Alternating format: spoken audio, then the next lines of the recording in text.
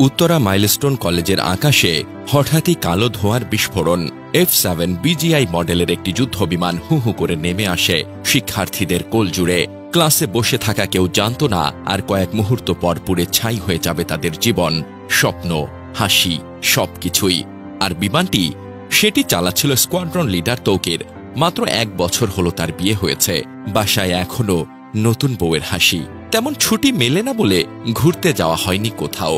প্রশিক্ষণ শেষ হলে হয়তো হয়ে উঠতেন একজন দক্ষ সাহসী স্কোয়াড্রন, বাঁচিয়ে রাখতেন আকাশপথের নিরাপত্তা। কিন্তু সেই আকাশ কিলে ফেলল তাকে। 21 জুলাই সোমবার বিকেল 3:45টার দিকে সম্মিলিত সামরিক হাসপাতালে মারা যান স্কোয়াড্রন লিডার তৌকির। জানা যায় বিমানটি দুপুর 1:06 উড্ডয়ন করেছিল এবং মাত্র 12 মিনিট পর বিধ্বস্ত হয়, যার ফলে ক্যাম্পাসে আগুন ধরে যায় এবং ব্যাপক ক্ষয়ক্ষতি হয়। বিমানটি ছিল বাংলাদেশ বিমান বাহিনীর F-7 BGI মডেলের প্রশিক্ষণ বিমান। এটি চালাচ্ছিলেন স্কোয়াড্রন লিডার তৌকির ইসলাম সাগর। ঘটনার সময় বিমানে তিনি ছিলেন বলে প্রাথমিকভাবে জানা গেছে, তবে অন্য কেউ ছিলেন কিনা তা এখনো স্পষ্ট নয়। বিমানটি মাইলস্টোন কলেজের হায়দার হল নামক ভবনের ছাদে, বিশেষ করে ক্যান্টিনের ওপর আছড়ে পড়ে। এটি কলেজের প্রাথমিক শাখার কাছাকাছি, যেখানে প্লে গ্রুপ থেকে 7ম শ্রেণীর ক্লাস চলছিল। সৌভাগ্যবশত দুর্ঘটনার কিছুক্ষণ আগে প্রাথমিক শ্রেণীর ক্লাস শেষ হয়েছিল, তবে কিছু শিক্ষার্থী এখনো ভবনে ছিল।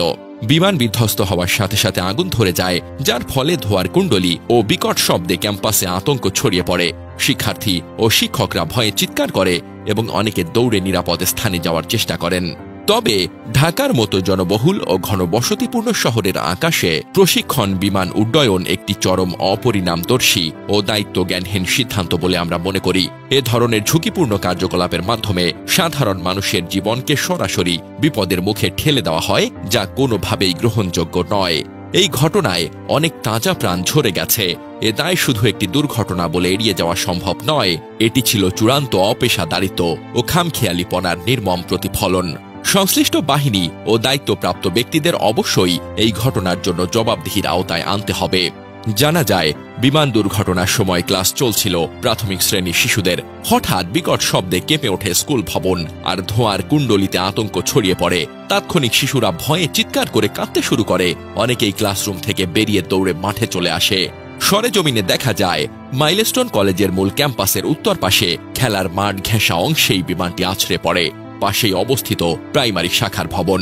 দুর্ঘটনার পরপরই ছুটে আসেন শিক্ষার্থীদের অভিভাবকেরা। অনেক মা বাবাকে গেটের বাইরে দাঁড়িয়ে সন্তানদের নাম ধরে ডেকে কাঁদতে দেখা যায়। নাবিলা নামের কলেজ শাখার এক শিক্ষার্থী বলেন, বিকট শব্দ হতেই ক্লাসের শিশুরা ভয় পেয়ে চিৎকার শুরু করে। আমরা বুঝে উঠতে পারছিলাম না কি হয়েছে। জানালার পাশে ধোঁয়া দেখা যাচ্ছিল। কিছু শিক্ষার্থী দৌড়ে নিচে নেমে যায়। বাচ্চারা ভেতরেই ছিল, কেউ বের হতে পারেনি। ফারজানা হক নামের এক অভিভাবক বলেন, হঠাৎ একটা বড় আওয়াজ হলো, তাকিয়ে দেখি ধোঁয়া উঠছে। স্কুলের পাশে আগুন আর ধোঁয়া দেখা যাচ্ছিল। শিশুদের কাঁদতে দেখেছি। ঢাকা মহানগর পুলিশের উত্তর বিভাগের উপপুলিশ কমিশনার মহিদুল ইসলাম বলেন, ঘটনার পরপরই এলাকার নিরাপত্তা বাড়ানো হয়েছে। ছোট ছোট শিশুদের নিরাপদে সরিয়ে নেওয়ার জন্য আইন শৃঙ্খলা বাহিনী ও স্কুল কর্তৃপক্ষ একসঙ্গে কাজ করছে। অন্যদিকে উত্তরায় বিমান বিধ্বস্তের ঘটনায় দগ্ধ হয়ে অন্তত 35 জনকে ঢাকা মেডিকেল কলেজ হাসপাতালের বার্ন ইউনিটে পাঠানো হয়েছে বলে জানিয়েছেন উত্তরা আধুনিক মেডিকেল কলেজ হাসপাতালের চিকিৎসক ডাক্তার অমলকান্তি নাথ। তিনি বলেন, আহতদের মধ্যে যারা কম গুরুতর তাদের হাসপাতালেই রাখা হয়েছে, তবে যারা এসেছেন সবার শরীরেই দগ্ধ হওয়ার চিহ্ন রয়েছে।